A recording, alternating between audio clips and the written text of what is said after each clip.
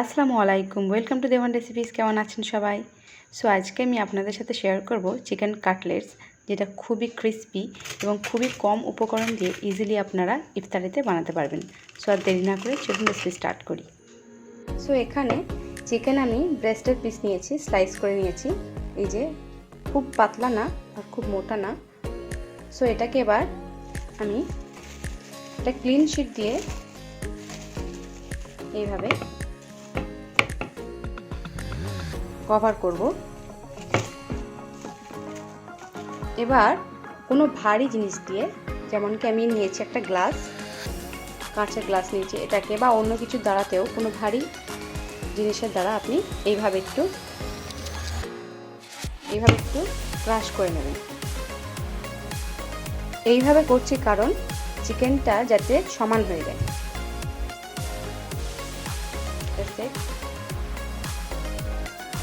এবার এটা তুলে নেব। তো এবার দিয়ে দেব অল্প করে লেবুর রস। একটু সাইডে আমি এরকমভাবে মাখিয়ে নেব। এবার দিয়ে দেব অল্প করে লবণ।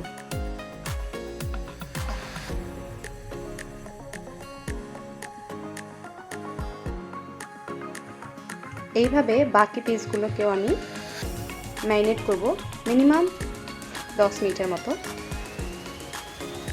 তো যেহেতু চিকেন কাটলেটস, তার জন্য ডিমের একটা কোটিং হবে, তার জন্য একটা ডিমকে আমি ভেঙে ফেটিয়ে নেব।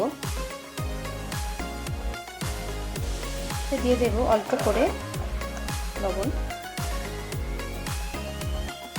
সাথেই দিয়ে দেব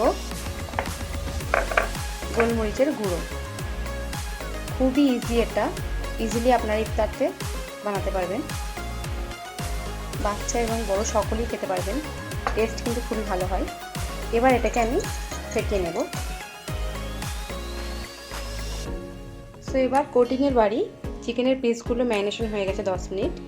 এবার এটাকে একটা করে নেব, এইভাবে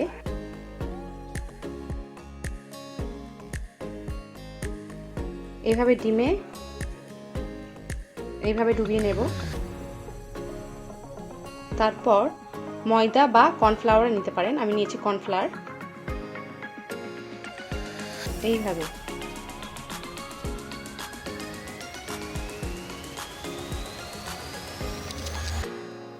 তারপর আবার ডিমে ডোবাবেন এইভাবে। এবার দিয়ে দেব, ডিমে ডুবিয়ে আমি রেখেছি দেখাবো বলে আপনাদের কাছ থেকে।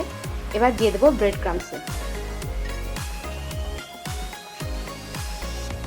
একটু প্রেস করে দিচ্ছি ভালোভাবে যাতে ব্রেড ক্রাম্বসগুলো লেগে যাক।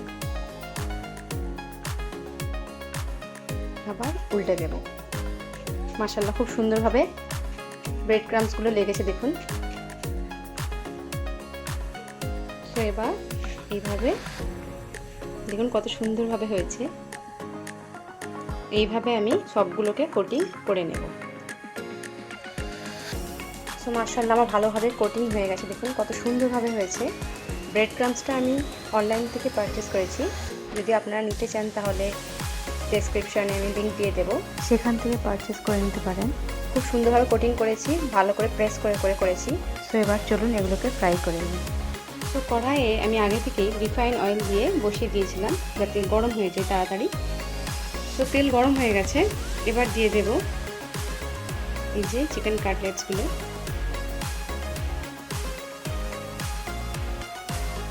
খুব বেশি ব্রাউন করব না, একেবারে লাইট ব্রাউন থাকবে, তখনই আমি এটাকে তুলে নেব। যেহেতু এটা স্লাইস চিকেন, বেশিক্ষণ সময়ও লাগে না। ফ্লেম একটু লো একটু হাই করে এইভাবে বানিয়ে নেবেন। একেবারে হাই ফ্লেমে দিলে সঙ্গে সঙ্গে ব্রাউন হয়ে যাবে, ভিতর থেকে কাঁচা থাকবে। এবার একটু উল্টে দেব।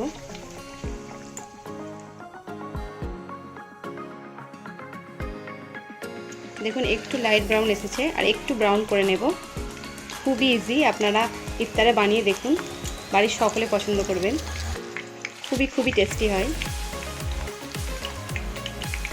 আর খুবই কম ইনগ্রিডিয়েন্টসের এটা আমি বানাই। এটা ব্রাউন কালার এসে গেছে দেখুন, এর থেকে আর ব্রাউন করব না। এবার এটাকে আমি তুলে নেব। এইভাবে সবগুলোকে আমি ফ্রাই করে নেব। দেখুন কত সুন্দর হয়েছে, খুব ক্রিস্পি হয় এটা।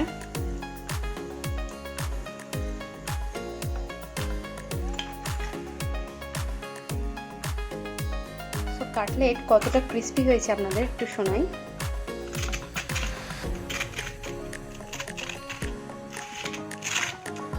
কতটা ক্রিস্পি দেখুন।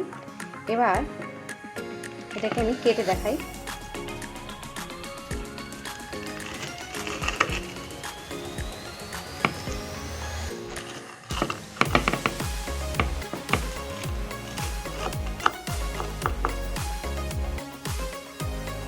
কত সুন্দরভাবে হয়েছে, একেবারে পারফেক্টলি।